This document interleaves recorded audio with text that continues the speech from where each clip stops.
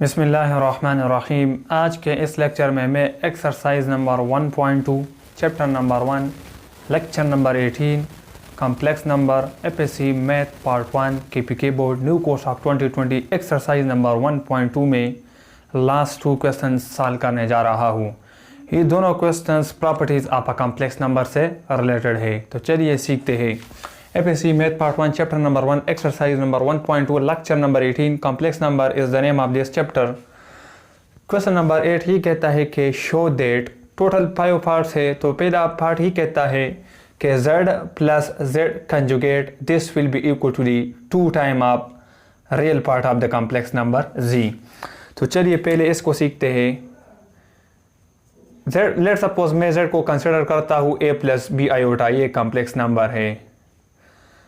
तो इसी z is equal to A plus B iota का कंजुगेट क्या होगा, आयोटा का साइन चेंज हो जाएगा तो ये बन जाएगा a माइनस बी आयोटा। ये क्या है, z कंजुगेट है। तो लेफ्ट हैंड साइड को मैं लेता हूँ, यहाँ पे है z प्लस जेड डैश। तो z प्लस जेड डैश को ऐड करते हैं तो z है a प्लस बी आयोटा, दरमियान में प्लस है और z डैश है a माइनस बी आयोटा। तो ये दोनों कैंसिल हो गए तो z प्लस जेड डैश से क्या आ गया 2 टाइम ऑफ a।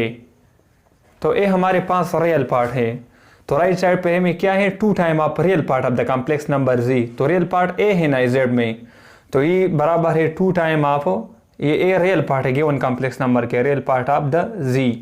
तो मतलब इसको हमने प्रूव कर दिया कि z plus z dash this will be equal to the 2 time of the real part of z। अभी सेकंड पार्ट को सीखते हैं। z minus z dash this will be equal to the 2 time of I imaginary of the z। Solution की तरफ बढ़ते हैं। z तो मैंने सपोज किया है a प्लस बी आयोटा, फिर z डैश क्या हो गया, वो है मेरे पास है a माइनस बी आयोटा। तो मैं वैल्यूज पुट करता हूँ यहाँ पे, लेफ्ट हैंड साइड को मैं लेता हूँ z माइनस z कंजुगेट। तो z क्या है a प्लस बी आयोटा है, दरमियान में माइनस है, z कंजुगेट क्या है a माइनस बी आयोटा है। तो इससे क्या आ जाएगा a plus B iota minus a plus B iota. तो a के साथ cancel, b iota plus B iota से क्या था 2b आयोटा। तो राइट साइड पे क्या है 2i and imaginary part of the z।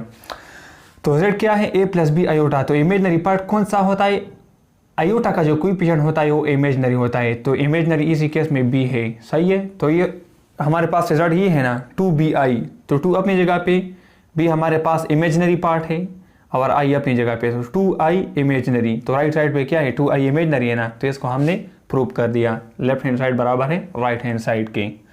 चलिए पार्ट नंबर 3 को भी सीखते हैं। क्या है z into Z conjugate this will be equal to the real part of the complex number z whole square plus imaginary part of the complex number z whole square. तो मैं left hand side को लेता हूँ solution. तो z है, z मैंने suppose क्या है a plus B iota into the z conjugate a minus B iota है। तो यहाँ पर फार्मूला है a plus B into a minus B, किस चीज़ के बराबर होता है a स्क्वायर, a है माइनस बी स्क्वायर, b क्या है b आयोटा है, तो B iota whole square. Simplify करते हैं तो a square minus B square और आयोटा स्क्वायर।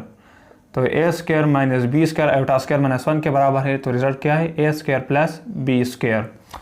तो राइट साइड पे क्या है real part of the complex number z whole square. तो रियल पार्ट मेरे पास a है ना कॉम्प्लेक्स नंबर z में, तो a रियल पार्ट हो गया of the complex number z, इसका स्क्वायर यहाँ पे, दरमियान में प्लस b क्या है इमेजनरी पार्ट है, जिस तरह मैंने यहाँ पे बताया imaginary part of the complex z whole square. तो ये राइट साइड की तरह है ना, इसका मतलब हमने इस पार्ट को भी प्रूव कर दिया कि z इंटू जेड कंजुगेट बराबर है real part of the complex number z whole square plus imaginary part of the complex number b whole square.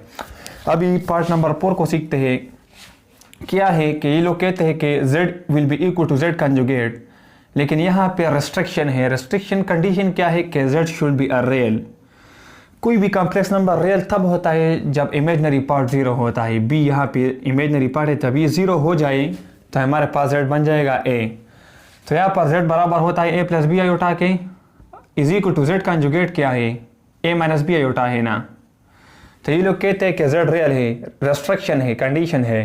तो z रियल तब होता है जब भी आयोटा को हम 0 कर लें, तो ये 0 हो जाएगा, तो इसको भी 0 कर ले, इसको भी 0 कर ले। तो a plus 0 is equal to a plus 0। So A is equal to A. तो A is equal to A valid answer है, इसका मतलब हमने इसको भी प्रूव कर दिया। अभी नंबर 8 का जो लास्ट पार्ट है, पार्ट नंबर 5, उसको भी सॉल्व करते हैं और सीखते हैं। तो 5 नंबर पार्ट ही कहता है कि z conjugate this will be equal to minus time of the original complex number z। लेकिन यहाँ पे भी रेस्ट्रिक्शन है। रेस्ट्रिक्शन क्या है कि if and only if z is pure imaginary. तो सोल्यूशन की तरफ बढ़ते हैं। z कंजुगेट हमारे पास है a माइनस बी आयोटा, हमने पिछले पार्ट्स में सीखा है ये। तो a minus B iota is equal to minus time of z। z क्या है? z हमारे पास होता है a प्लस बी आयोटा, मैंने सपोज किया है। तो a माइनस बी आयोटा बन जाएगा यहाँ पे, और यहाँ पे क्या बनेगा? माइनस a, और यहाँ से माइनस बी आयोटा आएगा। कोई भी कॉम्प्लेक्स नंबर प्योर इमेजिनरी कब होता है? कोई भी कॉम्प्लेक्स नंबर प्योर इमेजिनरी तब होता है जब उसी कॉम्प्लेक्स नंबर का जो रियल पार्ट होता है जिसके साथ आयोटा नहीं होता वो ज़ीरो हो जाए। किस तरह? Let suppose complex number z को मैंने सपोज किया था a प्लस बी आयोटा। तो ये प्योर इमेजिनरी तब होगा जब ये रियल पार्ट a ज़ीरो हो जाए। तो यहाँ पे प्योर इमेजिनरी की बात हो रही है कि ये कंडीशन तब सेटिस्फाई होगा जब z प्योर इमेजिनरी हो। तो प्योर इमेजिनरी में a को हमने क्या सपोज किया? ये रियल पार्ट है, इसको ज़ीरो सपोज किया है। तो यहाँ पर माइनस बी आयोटा बच गया, यहाँ पर भी माइनस बी आयोटा बच गया। तो ये वैलिड आंसर है ना, minus B iota is equal to minus B iota. इसका मतलब हमने इसी पार्ट को भी प्रूव कर दिया। अभी एक्सरसाइज नंबर 1.2 का जो लास्ट क्वेश्चन है, क्वेश्चन नंबर 9, उसको सॉल्व करते हैं। तो चलिए सीखते हैं क्वेश्चन नंबर 9 को। क्या कहते हैं कि if z is equal to 3 plus 2 iota, ये एक कॉम्प्लेक्स नंबर है। तो ये लोग क्या कहते हैं कि देन वेरीफाई, 2 पार्ट्स गिवन है। तो पहले फर्स्ट पार्ट को समझते हैं और सीखते हैं। फर्स्ट पार्ट है कि minus absolute of z, this should be less than और equal to the real part of the complex number z, this should be less than और equal to the modulus of z। तो move to solution. Solution की तरफ बढ़ते हैं। z हमारे पास है 3 plus 2 iota. तो पहले मैं इसका क्या निकालता हूँ? एब्सोल्यूट निकालता हूँ या मॉड निकालता हूँ। तो मॉड किस चीज़ के बराबर होता है?